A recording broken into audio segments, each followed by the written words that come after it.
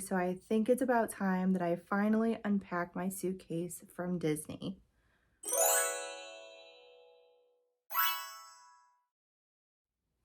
Hey there, it's Elisa, but you can call me Ellie. Every day I try to live a more planned out, organized, creative life. It doesn't always go according to plan though, especially when it comes to unpacking from vacations. I went to Disney World in July 2021. I filmed the whole thing, or at least as much as I could, and I literally only just recently finished editing and uploading everything a few weeks ago. With being that far behind, it probably shouldn't come to any surprise. I've had my suitcase just sitting in my office full of my Disney World stuff. Not all of it. I promise I did take out the dirty laundry and stuff, and that's all been cleaned. But everything else has just been sitting in there. And it's been buried in my office with everything else in my house that I either don't know what to do with or I'm too lazy to put it away. And it's just been hidden in this huge messy pile. But I finally am saying enough is enough. I'm tired. I'm a mess. My house is a mess, but I really want to show you what all I got on my Disney trip. I also want to go over some of the things that I packed that helped me while I was in Orlando, and some things that I packed that I really didn't need. So without any further ado, let us finally unpack my suitcase. I'm not really sure the best way to do this.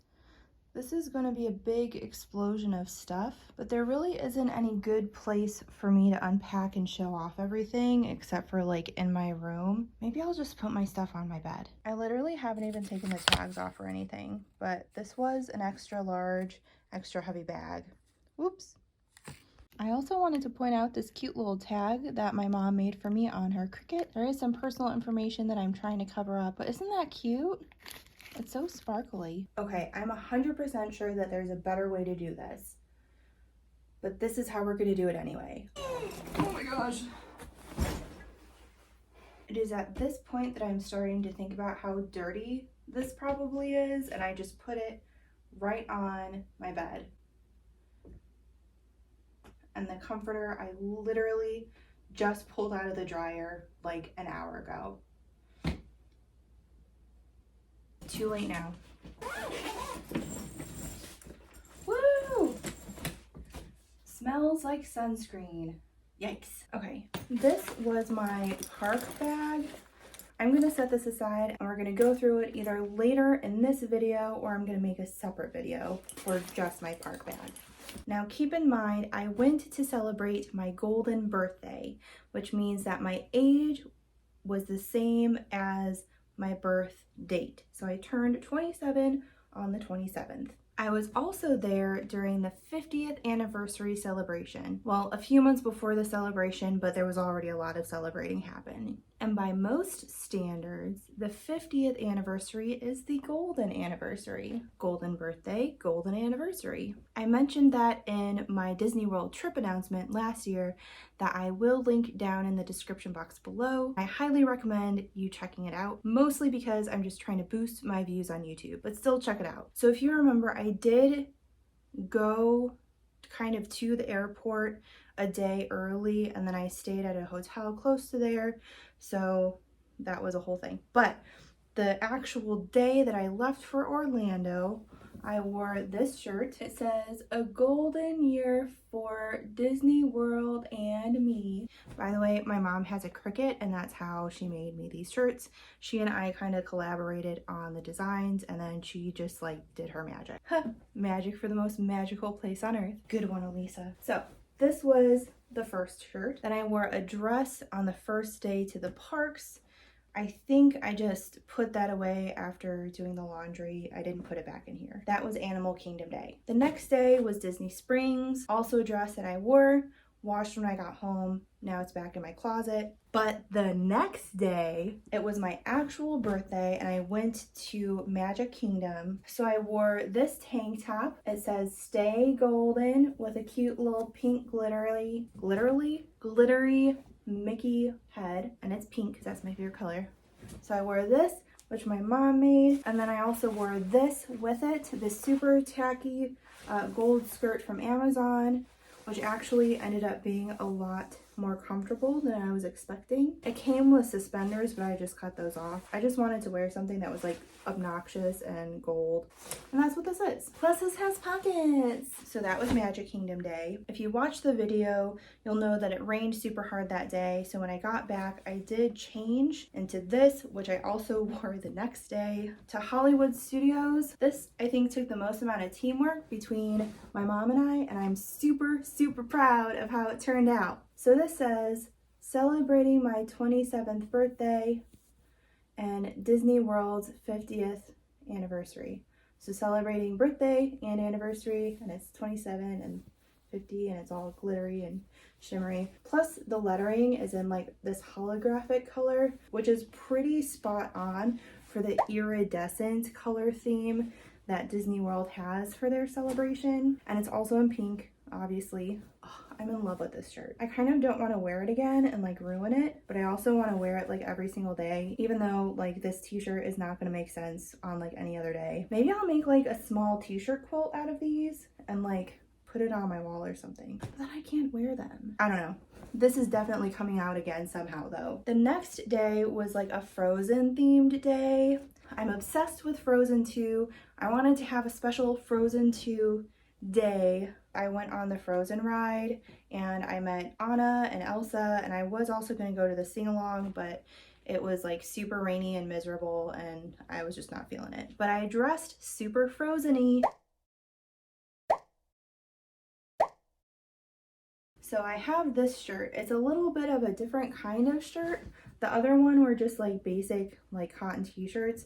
This is like an off-the-shoulder like tunic kind of shirt from Amazon. I wasn't sure how it was going to work with like vinyl or adhesive or whatever actually sticking to it since it's a different material, but I don't know. My mom used her superpowers on it or something because I didn't have any problems. It says Into the Unknown, and it's the little snowflake from Frozen, and it has the elements. I think it's wind, earth, fire, and water.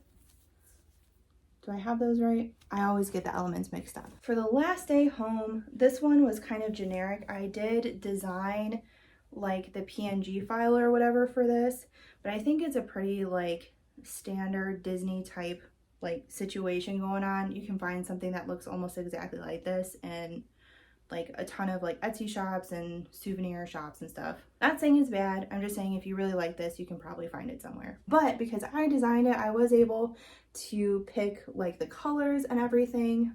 The holographic kind of looks weird on camera, but in person it looks awesome. So I wore this on my way home. I thought it was like ironic because it's like take me home, because that's what I'm doing on the airplane, but it has like a Mickey and a castle on it. Like, is this really my home, or should I go back to Disney because that's my real home? The white glitter is also not picking up very well on the phone camera, and also because it's crappy lighting because it's midnight and totally in the dark in my house. But anyway, the t-shirt is super, super soft. I really like this design. It looks awesome. I was really comfortable. But to any of you making your own shirts with these like this like adhesive stuff that you can get at craft stores, when I went through security, this shirt caught me up. I went through like the metal detector thing and I couldn't pass because of the foil of this material. Who would have thought? So they had to pull me aside, pat me down, the whole shebang. Luckily, the lady who did it was really nice, and she actually had run into this situation before. So even as it was happening, like when I walked through and they had to stop me, she looked at my shirt and she was just like, I think it's the foil in your shirt, but we have to go through this procedure just in case. So the TSA lady knew all about it, but I didn't know anything about it. My mom had never heard about it, and she's on like a bazillion cricket type like groups and Facebook things and whatever. So I feel like it's not as well known as it should be, but watch out for foiled materials when you're traveling. If you want to use it, by all means, but be prepared. You might have to go through a little extra security. When I flew in, I obviously had to check this suitcase. It's huge. But I brought my pink backpack as a carry-on, and I filled it with all the stuff that I needed for traveling there. And then later I took all that stuff out and put all the stuff that I wanted to bring with me to the park. So this was my carry-on. It just had different insides. In that carry-on, I had things like phone chargers, and I think some mini toiletries, just because you never really know with checked bags, just in case something happened and I didn't get my checked bag right away. I also knew that I was going to be getting to the resort early. Now, because I'm totally obsessed with Disney World vloggers on YouTube, I kind of had an idea of what to expect with the resort, and I knew that there was a really nice pool area there. So in my carry-on, I did also pack like this beach bag thing, and I had like just some sandals and my bathing suit, so that way when I was there I could switch to my swimsuit and kind of hang out until my room was ready. Looking back, I'm not really sure why I brought the beach bag, because I was going to have my carry-on bag with me anyways, so that wasn't really the perfect planning, but it looked cute.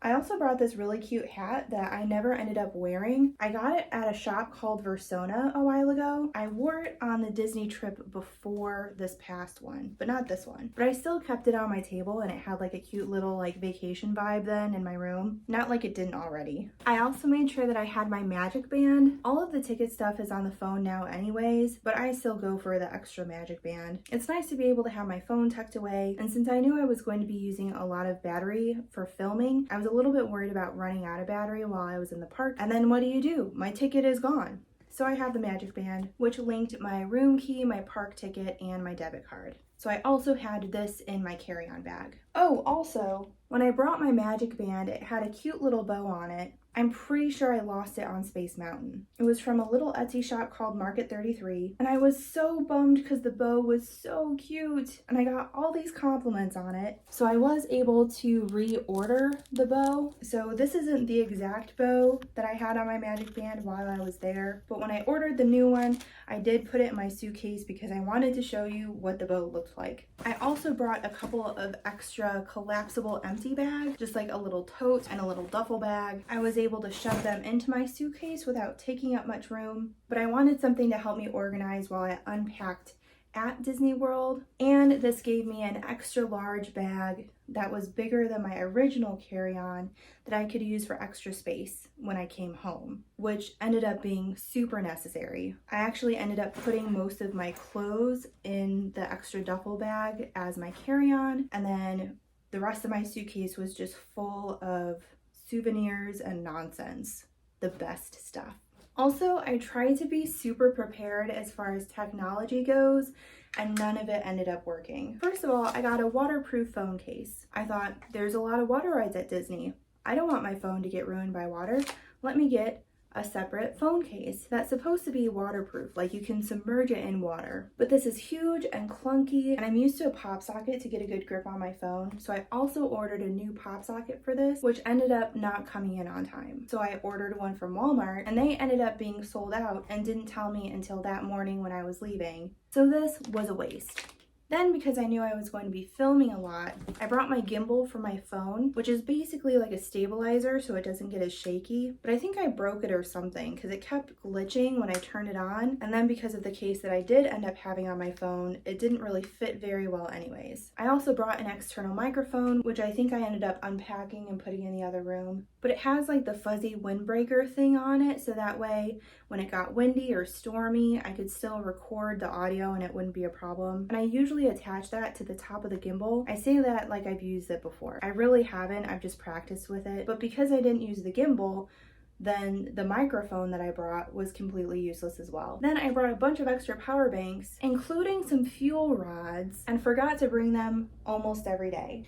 So technology in general was just not my friend. One thing that I did do with my phone though, that I'm really glad that I did, was I had my phone case with my pop socket as normal. And then I got some wrist straps that you can use on like phone cases and cameras and stuff just off of Amazon. And I wrapped it around the pop socket so that if I was ever in a situation where I was worried that I would lose grip on my phone, I could put my hand through the strap and then it would be safe. Obviously, this isn't foolproof. Like if you're going supersonic speed and decided to hang your hand out the window or something, I don't know if this would hold, but between using the pop socket and the wrist strap, I felt fully comfortable getting my phone out if I was in a crowded area and even on some rides. They probably have stuff already made that does the same thing, but in a pinch, this worked and it was fully customizable. So this is the one technology type thing that not only worked, but it worked really, really well, and I think it's going to be my go-to system from now on. 10 out of 10, highly recommend.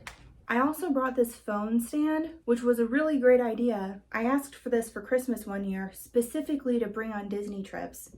It's from PopSocket, so you're supposed to be able to just pop your phone on there and then have it like, you can bend it to like stand, or you can like put it against stuff like a light pole or something, I don't know. But because of how I hold my phone, my pop socket is kind of low, so it's not directly in the middle. And when I want to film with my phone like this, it was uneven and unbalanced. So this also was something that I brought that didn't work. Then obviously there's the regular stuff. Jewelry, socks, underwear, pajamas, toothbrush, deodorant, dry shampoo. Some other things that I packed that I wanted to point out. I did pack a lot of bug repellent stuff that had these little oil packs, but I'm the kind of person that attracts bugs. Like, even if no one else is getting bit by bugs, I'll end up with like 20 mosquito bites. So I had that and bug spray. Can never be too careful. I also brought face and body sunscreen. I had both a lotion that I kept in my park bag and I would lather up in the morning, except for that one day that I got burnt. I'm still so mad about that. And I also had a spray. I knew that since I was going to be by myself, it would be a lot harder to reach some areas. So I thought, even if this doesn't get everything, having a little bit of spray is better than nothing. And both of them were the Sunbum brand, which I feel like works the best, and it definitely smells the best. So this is my go-to brand. Not that I'm usually outside in the sun long enough to be a connoisseur of sunscreen or anything. I also brought a couple cooling towels. I think you're supposed to get them wet and then put them on your neck and it keeps you cool. I kept them in my park bag for a couple of days, but I ended up not using them and then they were just taking up room. So I ended up taking them out. For me, this is one of the things that I packed that I didn't end up really using. Now, I'm the kind of person where my feet start hurting right away. They get swollen and achy, and it's always been that way. It's not just because I'm not used to being on my feet that much anymore. Ever since I was little, my feet have always had a problem. So I always like to bring some kind of foot cream or something to use to rub my feet at the end of the day. It doesn't solve all my problems, but it does help. I had one that I really liked when I went with my family a few years ago, but I lost it and I don't remember what it was. This time I brought Peppermint Intensive Cooling Foot Rescue from the Body Shop. It didn't work as well, but it was still something. I also had a couple first aid kits. I kept one in my suitcase in my room and then a smaller one in my park bag. I had moleskin for blisters, which I always end up getting, cotton pads, cotton swabs, cotton balls, Neosporin, itch relief cream, and then in my other one I had some mini sewing scissors and safety pins, just because you never know. There's also some extra Ziploc bags in here because you never know when you're going to need Ziploc bags for traveling. If it's a small bottle like my Neosporin, I'll keep it in there so it won't explode everywhere. Sometimes I like to put jewelry in there so it's not loose in the bag. Maybe you have some ice that you want to keep for your feet later. You can never bring too many Ziploc bags. I also have some extra vinyl decals. Of course, I got a happy birthday button. And since it was such a special year for me, I wanted it to look a little different.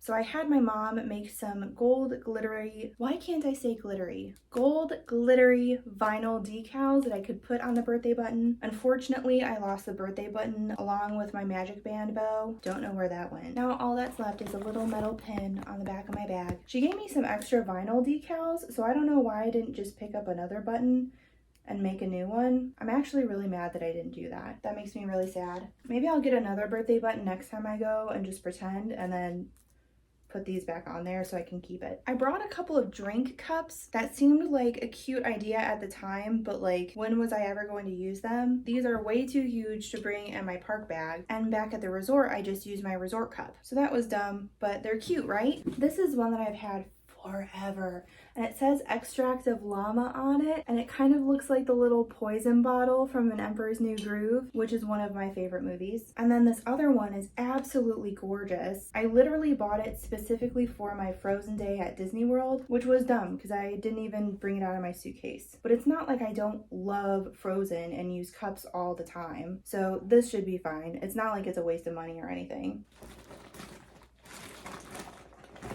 Makeup wipes, also super important. Sticky notes, because, I mean, you never know. And I'm sure I had a pen in here somewhere. Oh my gosh. I have been looking for this. This is what happens when you don't unpack for 7 months. Oh, I'm so happy. So I made matching friendship bracelets for me and my cousin's daughter, and it has my favorite colors, and I just loved it so much. And I was so sad because I thought I lost it. I literally just put on my Instagram story that I'm super sad that I lost this bracelet. What a relief. Also, I totally forgot that I had these earrings and jewelry. Whoops. All right, so what's a trip to Disney without headwear? Maybe you're the kind of person that thinks being an adult wearing mini ears to a theme park is ridiculous, and I guess it kind of is, but I literally don't care. It's like one of my favorite things. So I already had my outfits planned before I left. Like, I knew exactly what I was going to wear with what ears on what day to which park. So on the first day to Animal Kingdom, I wore my hot pink ears, which I already had. When I went to Disney Springs the next day, I didn't wear anything on my head for most of the day, but when I changed for dinner that night, I put on this cute headband because I wanted to wear something that kind of looked like Cinderella Disney bounding, and I'm obsessed. I actually had a wedding to go to the day that I got back, and I ended up wearing my Cinderella outfit again. The people who knew, they knew and they liked it. I did bring my Cinderella plush because I wanted to get some cute Instagram photos. Plus I love Cinderella. The only problem is that I put her in my suitcase next to a wet shopping bag. I didn't realize it was wet, but some of the ink ended up rubbing off on her arm. I got most of it off with like fabric stain remover stuff, but there's still some on there. Oh well. Luckily I got everything off her dress. Now it's just on her arm. It kind of looks like a little tattoo. Oh, and it's on the same arm as mine. Oh, I have matching tattoos with Cinderella. Okay, that's perfect. Anyway, so for the ears, the day after I went to Disney Springs, I went to Magic Kingdom, and that's when I wore my special birthday ears. I got these off of Etsy. They ended up being a lot smaller and more flimsy than I was expecting when I ordered them. So they weren't as secure as I would have liked, but they also felt a lot more comfortable because they weren't squeezing my head or anything. And the band is really small, so it didn't feel like I was wearing like a helmet on my head or something. So pros and cons to more lightweight ears. For the next day at Hollywood Studios, I already figured I was probably going to buy some new mini ears while I was down there. If I didn't, I was just going to wear something else that I brought again. But literally on the first day, I found these, and they are so perfect. Pink, glittery rose gold tiara. This is me. This is me in an article of clothing or accessory or whatever you would call this. This is it. This is me. This is me. For my Frozen day, I had some special Elsa ears. Again, small and lightweight, not super sturdy. I wish it was a little bit more sturdy, but it did make it so much more comfortable. So I was a little worried about breaking them in my bag, and I definitely wouldn't wear them on any rides, but walking around, they felt great. Unlike the licensed park ears that are really clunky and big and they like squeeze your head, I don't have a problem with them, but I know a lot of people say that they're super, super uncomfortable. And on my last day, I wore my rose gold ears that I got a few years ago when the rose gold ears thing was like first becoming a thing. I got these from Etsy too. They're like a nice mix between the regular ears and the really skinny ears. It's still a thicker band, but not as thick as the regular park ears. Anyway, I think this video has been long enough. I haven't even gotten into my park bag or the actual, I haven't even gotten into my park bag or the souvenirs that I bought. I haven't even gotten into my park bag or the souvenirs that I bought. So I think I'm just gonna make those into separate videos. And it's already taken me too long to get this filmed. I'm not gonna spend another like 7 months trying to edit everything. I wanna get this out to you as soon as I can. So if you've made it this far, thank you for watching. Please watch the rest of my Disney World solo trip playlist and keep an eye out for these other videos for what's in my park bag and all the fun goodies that I got while I was there.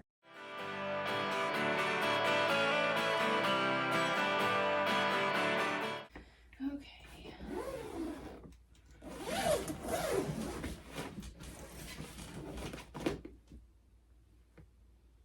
That did nothing.